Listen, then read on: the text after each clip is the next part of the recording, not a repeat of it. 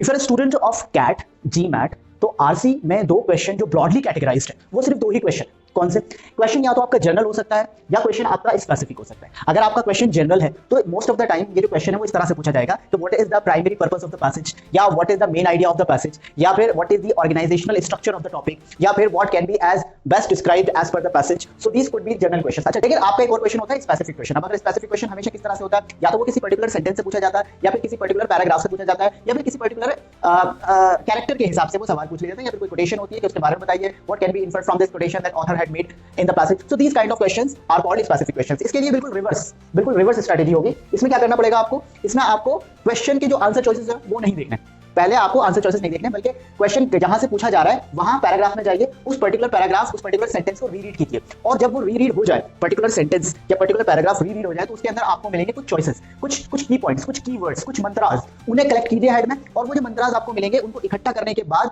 फिर आप अपना आंसर चॉइसेस की तरफ नजर डालें। Then you look out that, and फिर आप मैच करें कि जितने भी आपके की पॉइंट्स थे या कीवर्ड्स थे वो किस ऑप्शन से मैच हो रहे हैं। जिस ऑप्शन से जितने ज्यादा कीवर्ड्स मैच होते हैं उस क्वेश्चन के मतलब उस ऑप्शन के मतलब सही होने की जो पॉसिबिलिटी है वो बहुत ज्यादा होती है।